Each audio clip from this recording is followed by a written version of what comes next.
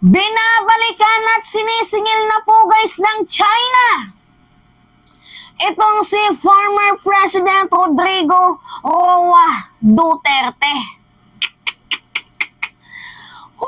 Grabe, napakasinungaling talaga ni Digong. Kita niyo yan? Ano yung sabi sa balita? China insists gentleman's agreement under Duterte administration. Kahit anong ginagawang pagtatanggi guys ni Digong na hindi daw totoo yung gentleman's agreement, hindi daw totoo yung secret deal, pero galing na po mismo sa bunganga ng China. Coming from the horse's mouth. Pinatunayan nila na sinungaling itong si Digong at totoo pong nag-i-exist ang gentleman's agreement sa panahon ni former President Duterte. Grabe, sinungaling. Nagpa-press conference kasi guys, 'di ba? Itong si in-interview po ng mainstream media itong si President Marcos.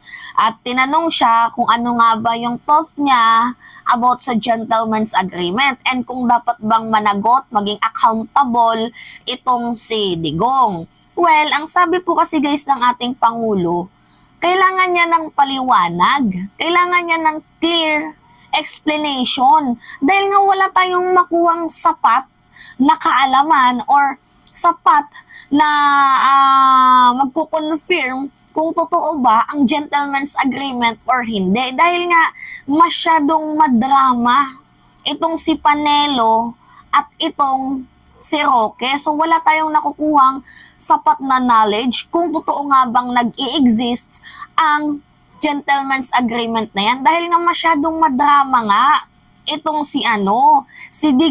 itong si Panelo at itong si Butiki. So pinagpapaliwanag niya itong si Digong kung totoo nga bang nag-i-exist ang gentleman's agreement. Na alam nyo naman po guys na itinanggi sa press conference ni former President Rodrigo Roa Duterte. Ano yung sabi niya? Hindi totoo yung gentleman's agreement na yan. Hindi rin totoo yung secret deal na yan. Wala kaming napag-usapang ganyan, pero ang kanyang pag-aamin, mayroon lamang daw pong status quo. Which is sa status quo na yun, yung kasunduan ay walang galawan. Which is yan po guys yung tinutukoy ni Harry Roque na gentleman's agreement, walang galawan. Na hindi tayo magkukumpuni ng ating BRP, only resupply mission, foods, water, medicine lang po ang pwedeng dalhin diyan sa nabubulok nating BRP Sierra Madre. So hahayaan lamang po natin yon, 'di ba, na gano'n na lang yung itsura hanggang sa lumubog at mabulok. So ngayon nga po guys, right after, 'di ba, na-interview itong si President Marcos at na mainstream media and nagsalita itong si Digong na dinideny niya yung gentleman's agreement na yan, binalikan siya ng China. Yes, sinisingil siya ng China eh. Ano yung sabi? China on Thursday insisted on the existence of a gentleman's agreement made during President Rodrigo Duterte's tenure. China na mismo guys ang nag-confirm na totoo ang gentleman's agreement under Duterte administration. So sila na po guys ang nag-clarex dito sa ating presidente kasi 'di ba ano sabi ng ating Pangulo, I am horrified by that idea. Tama ba yung pagkakasabi ni President Marcos? 'Di ba na siya ay nagugulat, nababahala, kinakabahan sa ganyang kasunduan na ginawa ni former President Duterte kung totoo man po ang gentleman's agreement. So ngayon, China na mismong sumagot kasi wala naman talaga tayong makuhang sapat na sustansya dito kay Digong or sapat na sustansya sa circle ng mga Duterte. China na mismo guys ang nagbinggar. Binulgar ng China Itong si Duterte, tanda-tanda mo na, sinungaling ka pa din.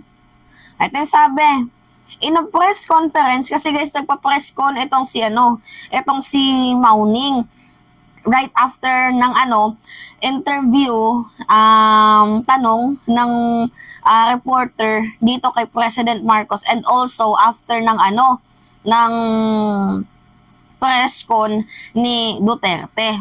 So yung sabi dito, in a press conference, Foreign Ministry spokesperson Mauning once again accused the Philippines of fingering on China territory for further claiming ownership of Ayungin Shoal, which is tinatawag nila itong Renai Jiao. Hindi ko alam kung paano pagbasa dyan. Pero yung Ayungin Shoal natin, ang tawag po nila dyan is Renai Jiao. So ang sabi ni Mauning, na inakusahan niya ang Philippine government of going back on its promise throw away. Wala kayong mga isang salita. Sinungaling kayo. Ito yung napagkasunduan namin. Diba? Ganon. Ito yung napagkasunduan namin sa panahon ni Duterte. Sinungaling kayo. Tapos sasabihin nyo, walang gentleman's agreement. Yan yung kanyang sinasabi. Na throw away BRP Sierra Madre, but to note, Malacanang has already denied the existence of such promise. Alam nyo guys kung ano yung promise ni Digong dito sa China, na we would not bring any large-scale materials to reinforce our BRP Sierra Madre or to build any structural base dyan sa Ayungin. Yan po guys ang napagkasunduan ni former President Duterte dito sa China, na siyang itinanggi ni Digong na hindi daw po guys nag-i-exist ang salitang secret deal nor gentleman's agreement, but meron lamang daw po silang status quo, which is status quo napapaloob po dun guys na wala pong galawan. So parang gano'n na din po yun, pero tinanggi nga lang ni Digong yung salitang gentleman's agreement or yung secret deal kasi medyo masangsang pakinggan, tagilid sila. Kaya, 'di ba? Ni-reword niya na lang yan, ginawa niyang status ko, pero ganun pa din po guys yung meaning nun. Merong napagkasunduan. Pero nagalit ang China, tinrigger ni Digong ang China. Sinungaling ka? Ito yung yung promise mo, ito yung napagkasunduan natin. Dinideny mo yung yung gentleman's agreement. How dare you? Ganon. Sabi pa dito, apart from this, she also claimed that the Philippines is denying so-called gentleman's agreement with China. Sino yung nag-deny? Si Digong. Kasi si Digong lang naman yung merong committed na gentleman's agreement dito sa China. You know, apart from this, si Mauning to sa kanyang pa-press conference, sabi niya, ang Pilipinas patuloy pa din hanggang ngayon na dinideny ang gentleman's agreement na yan. Yan kasi yung ginagamit na baraha ng Chinese sa atin ngayon, ng mga taga-China, na kung bakit tayo wina-water cannon, kung bakit tayo dinidangerous maneuver. Is it that because meron nga pong napagkasunduan si Digong at yung China na walang ayusan, walang kumpunihan, tubig, pagkain, medicine lamang. Yan yung ginagawa nilang baraha. Hindi na tayo magtaka kung bakit tayo wina-water cannon kasi nga meron ng pagkasunduan. Tapos ngayon si Digong dinideny niya para maging mabango ang kanyang pangalan. And after that, guys, wala pa din comment itong si Sarah. Oh my goodness. Second, the Philippines denies the existence of the gentleman's agreement reached with China under Duterte administration and has repeatedly infringed on China's sovereignty in those waters and made provocation. Provocation. Tayo daw po guys ang nagpo-provoke dito sa China. Yan po yung sabi ng China sa bansang Pilipinas. Kumbaga, tayo guys yung yung parang nag-feel something bad sa kanila. Tayo yung nagpo-provoke. Kasi nga, paano nasabi nila yan? Dahil nga sa existence ng gentleman's agreement na tinatanggi ni former President Rodrigo Roa Duterte. Kaya nga naiinis sila, nauurat sila. Sinungaling ka? Kapal mo naman. Parang ganon. Pero anyway, kung yung gentleman's agreement na yan ay nakasulat lang sa hangin, then bakit naman kayo naniwala kay Digong? Hindi ko naman sa pinapagtanggol si Digong pero itong mga China na to, bakit nyo kami iwa-water cannon? Bakit nyo kami i-dangerous maneuver? Kung yung gentleman's agreement ninyo ay sinulat lamang sa hangin. Nilabas lamang sa bunganga at wala po talagang papel na magpapatunay, 'di ba? Na totoo, nag-i-exist ang gentleman's agreement na yan. Na meron kayong napagkasunduan talaga. Pero kapag verbal yan, ang bobo nyo naman para maniwala kayo sa sinabi ni Digong. Kabuog ba ni... Parehas lang kayo. Mga utak mungbo. Diba? So, Mauning remarks came after President Bongbong Marcos said that he is horrified by the idea that country's sovereign rights in the West Philippine Sea might have been compromised by the so-called gentleman's agreement between Duterte and China. So sabi pa dito guys, kasi itong si diba, si President Marcos, yung sabi niya, I am horrified by that idea na merong kasunduan na hindi tayo magdadala ng mga pangkumpuni dyan sa BRP Sierra Madre na yan. I want a clarification. I'm trying to reach out the Duterte's administration kasi dapat maging accountable kung sino man ang may dito, may ginawang kasalanan. And then, si Digong nagpa-press conference and dininay niya. So after that denial, it triggers, syempre na-trigger itong China na parang pinagmumukha daw silang sinungaling. Although sinungaling din naman talaga minsan ng China. Pero pinatunayan nila na totoo ang gentleman's agreement under the Duterte administration. Kumbaga, wala kayong makuhang Clarex na message dyan sa Duterte administration. First, ito yung totoo. Nireveal ni Mauning. Nilaglag niya itong si Digong. Diba? Ano yung sabi dito? Former presidential spokesperson Harry Roque earlier claimed that the Duterte's verbal agreement with China indicated that the Philippines may only deliver water and food to the BRP Sierra Madre grounded in Ayungin Shoal but not construction material to use for its repairs. Yan po guys yung sinabi ni Roque na siyang tinanggi nga ni Panelo. Hindi totoo yan, sinungaling yan. Pero guys, yung pinaka-on point dito, kahit sabihin ni Roque na totoo ang gentleman's agreement, kahit sabihin ni Panelo na hindi totoo, pero the way na sinabi ni Digong na mayroong status quo na kasunduan na walang galawan, pinatunayan niya na totoo nga ang secret deal pero in a form na dininay niya yung gentleman's agreement na yon. Nagigets niyo ba ako guys? Nag-i-exist ang secret deal or gentleman's agreement pero ayaw lang pong gamitin ni Digong ang term na gentleman's at secret deal na yon. Tinawag niya itong status quo, kasunduan na walang galawan, which is walang galawan, walang magkukumpuni, walang mag-aayos, walang magtatayo, only food, waters, medicine lang ang pwedeng dalhin diyan sa BRP. Which is aantayin na lang natin na malubog itong ating BRP.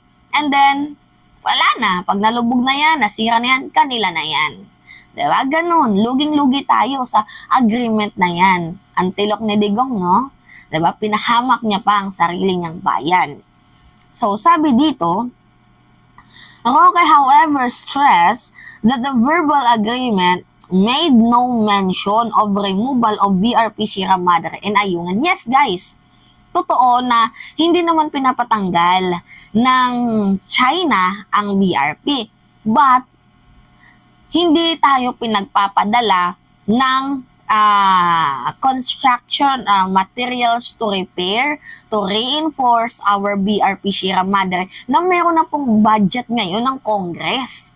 Na siyang nilalakad nga po guys ng ating presidente, di ba, na aayusin natin yan, pero every time na itatry natin ayusin, lagi tayong hinaharangan. Lagi tayong winawater cannon. Sa anong dahilan? At yun, nalaman natin. Tayo pa ngayon, guys, ang gumawa ng provocation. Kasi ganito yung yung gustong i-portray ni Harry Roque, na gusto ni President Marcos daw na magkaroon ng gera. Gusto daw ng ating presidente magtatag ng martial law. So, tinitriggered out niya daw ang China para yung China mag-annex. Which is ginagawa ni Harry Roque na panira kay PBBM. Ang nangyari, guys, si Digong ang nasira. Sabi niya kasi, kung nakikinig lang sana kayo sa gentleman's agreement na only pagkain lang, tubig, medicine lang ang dadalhin, hindi sana tayo winawater cannon. Ang gusto kasi ni Marcos, gusto niyang magkagera Dinitrigger niya yung China para lumapit tayo sa US, kaya nag-a-annex ng China. Yun guys, yung pagkakasabi ni Harry Roque, kaya nga nabulgar yung gentleman's agreement. Masyado kasing matabil ang bunganga ni Roque, kakapanira kay President Marcos. Ang nangyari, sila ang nasira. Diba? Hanggang sa lumala yung issue ng gentleman's agreement na to. Which is ngayon, napatunayan nga na gentleman's agreement is really exist. Sabi pa dito, but the Roque disclosure was denied by former Presidential Salvador Panelo, who claimed that the former president did not enter any gentleman's agreement. Diba? Kakasabi ko pa lang sa inyo guys na itong si Panelo, itong si Roque ay nagdadrama. Sasabihin ni Roque, totoo ang gentleman's agreement. Sasabihin ni Panelo, hindi. Kaya nga, gusto ng paliwanag ni President Marcos mismo, coming from the horse's mouth, sa bunganga ni Duterte. Ngayon, na pinagpapaliwanag itong si Digong, ano yung sabi niya sa ating Pangulo? Ikaw putang ina mo ka, second year college ka lang, hindi ka nakapagtapos, ganyan-ganyan. Diba? Pinagpapaliwanag. Tingnan nyo, napaka-guilty, no? Guilty malala. So ngayon, sabi pa dito, no such gentleman agreements whatsoever per former President Duterte and from former Defense Secretary Delfin Lorenzana, former Secretary Eduardo Año, and me, who were with him during the official visit to China. So, Ayungin Shoal, on the other hand, sit well within Philippine territory. So, Ayungin Shoal is 423.13 nautical miles from the Paracels, 617.39 nautical miles from the Chinese mainland, clearly beyond its 200 nautical miles maximum maritime entitlement for an exclusive economic zone. Sana ba tayo? Under the United Nations Convention of the Law of the Sea, the Department of Foreign Affairs said earlier, China cannot therefore lawfully exercise sovereign over it. Okay. So, ano yung pinakapunto ng article na to? That the China said, inamin nila, na itong gentleman's agreement is really existed, but they are triggering out ng mga Duterte, tinitrigger sila by always denying na hindi totoo yung gentleman's agreement made by the former President Duterte. And hoping sana na suportahan itong House Bill, Senate Resolution number 982 to seek investigation, 'di ba, on the Duterte's gentleman's agreement dito sa China. Sana magkaroon ng maihandle to ng maayos ni Senator Risa Ontiveros. Sana payagan. Kasi guys, hindi naman po hawak ng komite ni Senator Risa Ontiveros itong committee ni Senator Amy. But she's trying na kung hindi kaya ni Amy mag-imbestiga bilang chairwoman ng Department of Foreign Affairs, pwede mo ibigay sa akin to. Ako yung mag-interview, kagaya ng ginawa niyang pagsasaliksik dito sa Kibuloy's case. Nagigets niyo ako, guys. Anyway, yun lamang ho, masyado tayong extended 20 minutes, magto 20 minutes na. Anyway, yun lamang ho, guys. At it's me again, si Mima Alicia nyo, at nagbabalik ulit para sa ating panibagong video. So maraming salamat guys sa inyong panonood. Ingat, bye-bye!